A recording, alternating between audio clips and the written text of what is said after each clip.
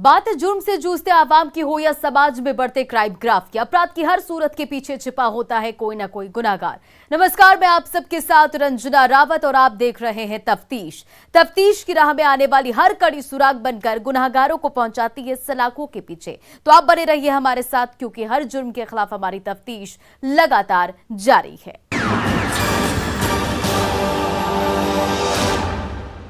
8 जून 2022 यही वो तारीख है जिस दिन पहली बार कटिहार जिले के दवा कारोबारी राजेश जायसवाल के मोबाइल फोन पर रंगदारी का खौफ भरा कॉल आया था, जिसके बाद से पूरा परिवार दहशत में था। यह सिलसिला 5 दिनों तक चला और परिवार 120 घंटे तक खौफ में जीता रहा, लेकिन उसके बाद धमकी भरी वो आवाज खामोश हो गई। कैसे, देखिए इस रिपोर्ट में।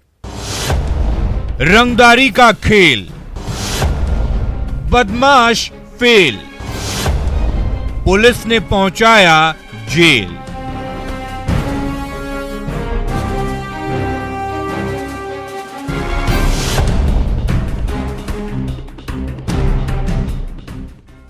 हेलो, मैं रंगदार बोल रहा हूं। अगर अपनी जान की सलामती चाहते हो तो 2 लाख रुपए चुपचाप दे दो। अगर पुलिस को कुछ भी बताया तो अंजाम और बुरा होगा। आप 2 लाख रुपया दीजिए, नहीं तो अंजाम भुगतिए। इतने मत बस। कितनी बार फोन आया था? दिन में 2 बार फोन आता था।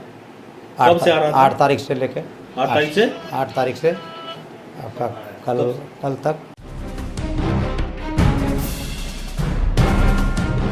सही सुना आपने, 8 जून 2022 यही वो तारीख है जो पहली बार बदमाशों ने कटिहार जिले के नगर थाना इलाके के रहने वाले दवा कारोबारी राजेश जायसवाल के मोबाइल नंबर पर रंगदारी के लिए कॉल किया था और 2 लाख रुपए रंगदारी की मांग की थी। साथ ही पैसे नहीं देने पर अंजाम भुगतने की धमकी भी दी थी, जिसके बाद से दवा व्यवसायी राजेश जायसवाल का पूरा परिवार खौफ और दहशत में जी रहा था। अगर अपनी जान की सलामती चाहते हो तो 2 लाख रुपए चुपचाप दे दो। अगर पुलिस को कुछ भी बताया तो अंजाम और बुरा होगा। दिन में करीब 2 बार बदमाश फोन करते थे और रंगदारी की मांग करते थे।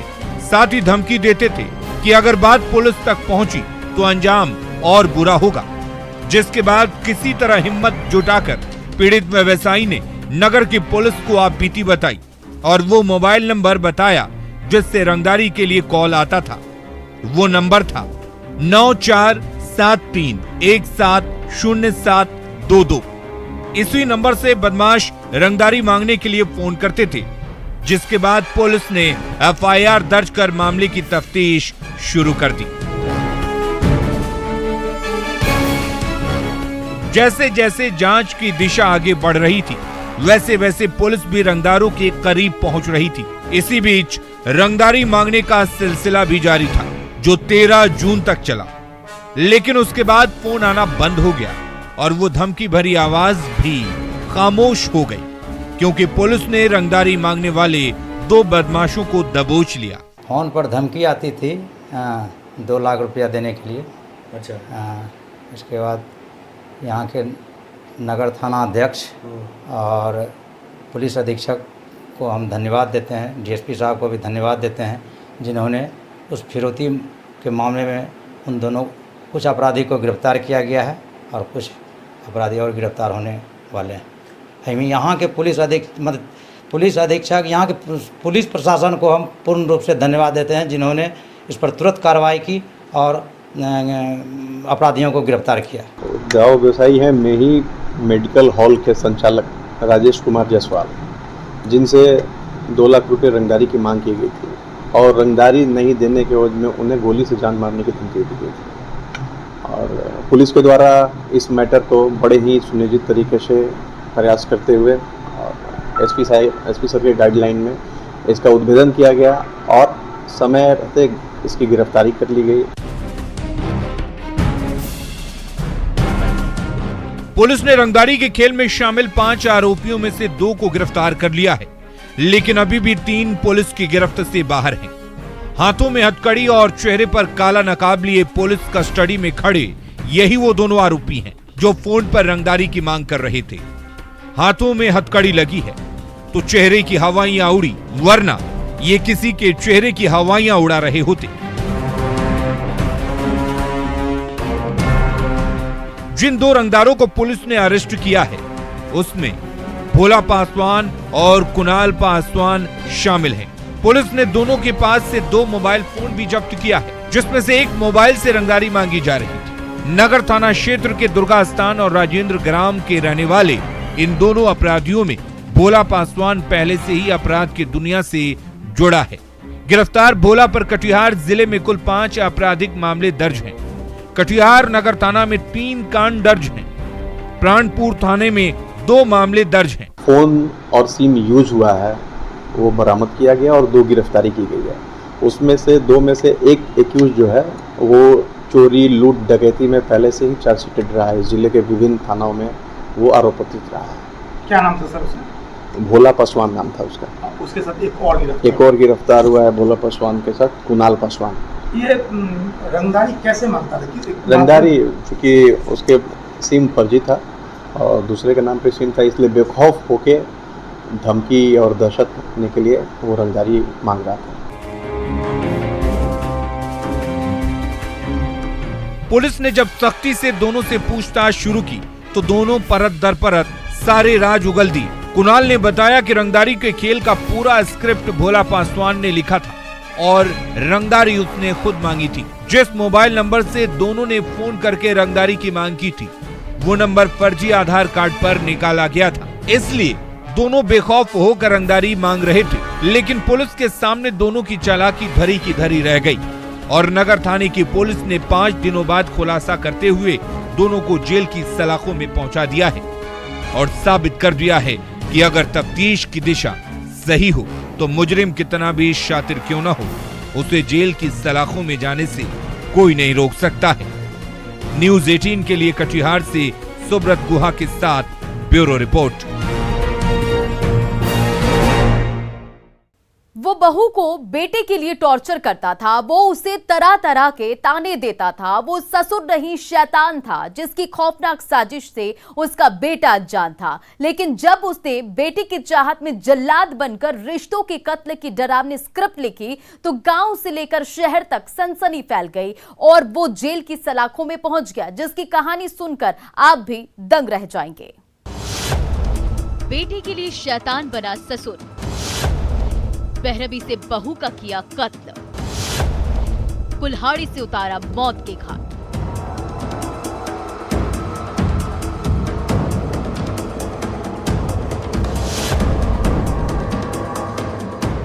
इतवारी मंडल, इसी नाम से रिश्तों के कत्ल की खौफनाक कहानी शुरू होती है, जिसकी दास्तां सुनकर आपकी रूह कांप जाएगी, खून खौल उठेगा, क्योंकि इस जल्लाद ने रिश्तों के पन्नों पर मौत की ऐसी खौफनाक स्क्रिप्ट लिखी है जिससे बहू और ससुर का रिश्ता खून में सराबोर हो गया है, जिस पर समाज शर्म कर रहा है और मानवता तिल तिल कर दम तोड़ रही है। जी हाँ, गिरिडीह जिले के सरिया थाने की पुलिस कस्टडी में दिख रहा यही वो जल्लाद है जिसने यमराज बनकर अपने हाथों से अपनी बहू का कत्ल किया है, जिसके बाद घर के आंगन में मातमी सन्नाटा पसरा हुआ है। लोगों का हुजूम उमड़ा पड़ा है। जो भी इस खौफनाक वारदात के बारे में सुन रहा है वो उल्टे पांव दौड़े चला रहा है। जिसकी तस्दीक ये तस्वीरें कर रही है, तफ्तीश करती पुलिस कर रही है और मौत की चादर ओढ़े गहरी नींद की सूरत में उस शैतान की बहू कर रही है, जिसे उसने कुल्हाड़ी से काटकर मौत की घाट उतारा है। नगर किसवारी इसबरा टोला का घटना है। इतवारी मंडल अपनी बहू को जो है सो देखिए टांगी के धारदार हथियार से और मर्डर कर दिया है।